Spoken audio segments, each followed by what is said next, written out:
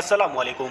आज की वीडियो में हम आपको 15 हदीस पढ़ के सुनाएंगे। तो आइए शुरू करते हैं। बिस्मिल्लाहिर्रहमानिर्रहीम। नंबर 1, आज़ान का जवाब देकर दुआ करने की फजीलत। एक आदमी ने अर्ज किया, या रसूलुल्लाह सल्लल्लाहु अलैहि वसल्लम, मुअज्जिन हजरत फजीलत में हमसे आगे बढ़ गए। रसूलुल्लाह सल्लल्लाहु अलैहि वसल्लम ने फरमाया, तुम भी इसी तरह आज़ान का जवाब दिया करो जिस तरह वह आज़ान देते हैं। फिर जब तुम फारिग हो जाओ तो अल्लाह ताला से दुआ करो, तुम्हारी दुआ पूरी होगी। नंबर 2, हजरत जुबैर बिन अव्वम रदियल्लाहु अन्हु। हजरत जुबैर बिन अव्वम रदियल्लाहु अन्हु भी उन खुशनसीब लोगों में है जिनको रसूलुल्लाह सल्लल्लाहु अलैहि वसल्लम ने दुनिया में ही जन्नत की खुशखबरी सुना दी थी। आप इस्लाम लाने वालों में चौथे या पांचवें शख्स है। 15 साल की उम्र में इस्लाम कबूल किया और हबसा और मदीना दोनों की हिजरत की। रसूलुल्लाह सल्लल्लाहु अलैहि वसल्लम ही के साथ तमाम गजबात में शरीक रहे।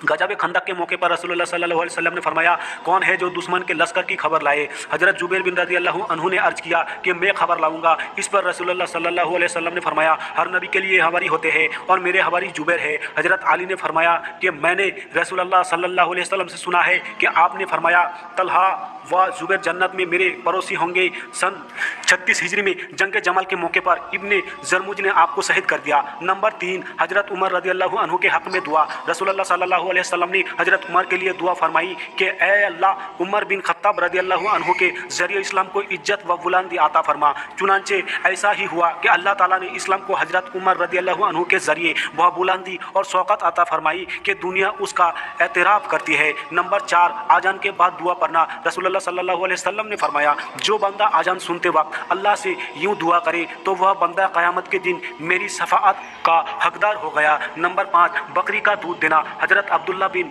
मसऊद रदियल्लाहु अन्हु फरमाते हैं कि मैं मकाम जियाद में उकबा बिन अबी मुयत की बकरियां चरा रहा था। इतने में मोहम्मद सल्लल्लाहु अलैहि वसल्लम और हजरत अबू बकर रदियल्लाहु ताला अन्हु हिजरत करते हुए मेरे पास पहुंचे और कहने लगे, तुम हमको दूध पिला सकते हो? मैंने कहा, यह बकरियां मेरे पास अमानत है, मैं इनका दूध कैसे पिला सकता हूँ? तो फरमाया, अच्छा ठीक है, इतना तो करो कि जिस बकरी ने अभी तक बच्चा नहीं जाना उसको ले आओ। तो मैंने ऐसी बकरी हाजिर कर दी। आप सल्लल्लाहु अलैहि वसल्लम ने उसके थानों पर जैसे ही हाथ फेरा, थानों में दूध भर आया। फिर उसको एक प्याले में दहा, उसमें से आप सल्लल्लाहु अलैहि वसल्लम ने पिया। फिर हजरत अबू बकर रदियल्लाहु अन्हु को और फिर मुझको पिलाया और थानों से कहा, शुक्र जाओ। तो वह थान अपनी पहली हालत पर लौट आए। नंबर 6, मक्का में भूत परस्ती की इब्तिदा। कुरैश का कबीला हजरत इब्राहीम अलैहिस्सलाम के दीन पर बराबर कायम रहा और एक खुदा की इबादत ही करता रहा, यहाँ तक कि हुजूर सल्लल्लाहु अलैहि वसल्लम से 300 साल पहले उमर बिन लुई खुजाई का दौर आया। उमर मक्का का बड़ा दौलतमंद शख्स था। उसके पास 20,000 ऊँट थे, जो उस जमाने में बड़े सर्फ की बात थी। एक दफ़ा वह मक्का से मुल्क के शाम गया। उसने वहाँ के लोगों को देखा कि भूतों को पूजते हैं, तो उनसे पूछा, इनको क्यों पूजते हो?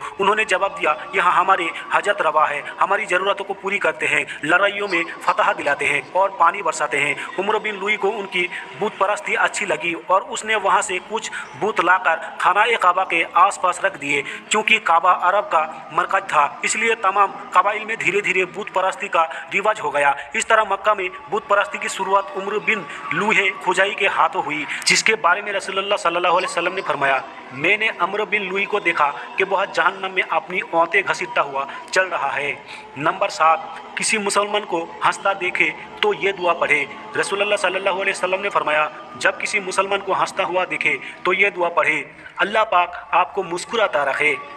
नंबर 8, फसद करने वालों पर गलबा पाने की दुआ। फितना व फसद करने वालों पर गलबा पाने के लिए कुरान की इस दुआ का एहतमाम करना चाहिए। बिस्मिल्लाहिर्रहमानिर्रहीम, कुल रब्बी व नुसरनी आला वला कवामी वल मुफसीदीना। तर्जुमा, ए मेरे परवरदिगार, मुझे फसद करने वाली कौम पर गलबा अता फरमा। नंबर 9, ज़मीन में फसद फैलाने का गुनाह। कुरान में अल्लाह ताला फरमाता है, बिला सुब्बहा, लोग जो अल्लाह से पक्का अहद करने के बाद तोड़ डालते हैं और उन रिश्ते नातों को भी तोड़ डालते हैं जिनको अल्लाह ने जोड़े रखने का हुक्म दिया है और ज़मीन में फसद फैलाते फिरते हैं, तो ऐसे लोग बड़े खसारे नुकसान उठाने वाले हैं। नंबर 10, फसद फैलाने की सज़ा। कुरान में अल्लाह ताला फरमाता है, जो लोग अल्लाह और उसके रसूल से लड़ते हैं, ज़मीन में फसद करने की कोशिश करते हैं, ऐसे लोगों की बस यही सज़ा है कि वह कत्ल कर दिए जाएं या सूली पर चढ़ा दिए जाएं या उनके हाथ और पाँव मुखालिफ जानिब से काट दिए जाएं या वह मुल्क से बाहर निकल दिए जाए। यह सज़ा उनके लिए दुनिया में सख्त रुसवाई का ज़रिया है और आखिरत में उनके लिए बहुत बड़ा अजाब है। नंबर 11, मोहब्बत पाने का तरीका। ایک شخص نے رسول اللہ صلی اللہ علیہ وسلم سے عرض کیا، اے اللہ کے رسول، مجھے کوئی ایسا عمل بتا دیجئے جس کو میں کروں تاکہ اللہ تعالیٰ اور لوگ مجھ سے محبت کرنے لگے۔ رسول اللہ صلی اللہ علیہ وسلم نے فرمایا، دنیا سے منہ موڑ لو تو اللہ تم سے محبت کرنے لگے گا، اور جو لوگوں کے پاس ہے یعنی مال و دولت، اس سے بے رخی اختیار کر لو تو لوگ تم سے محبت کرنے لگیں گے۔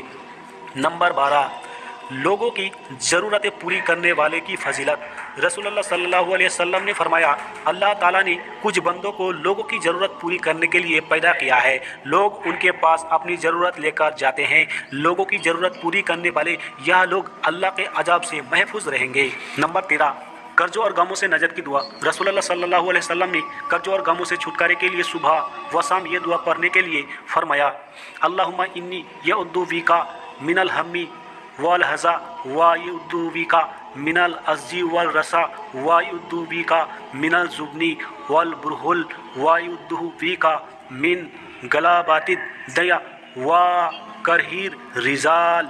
ترجمہ، اے اللہ، میں پناہ چاہتا ہوں رنج اور غم سے، اور پناہ چاہتا ہوں عجزی اور کسلی سستی سے، اور پناہ چاہتا ہوں بخل اور بزدلی سے، اور پناہ چاہتا ہوں کثرت قرض سے اور لوگوں کے غلبہ پانے سے۔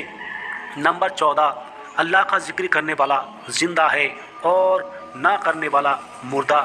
رسول اللہ صلی اللہ علیہ وسلم نے فرمایا، جو شخص اپنے رب کا ذکر کرے اور جو اللہ کا ذکر نہ کرے، اس کی مثال زندہ اور مردے کی طرح ہے، یعنی ذکر کرنے والا زندہ ہے اور ذکر نہ کرنے والا مردے کی طرح ہے۔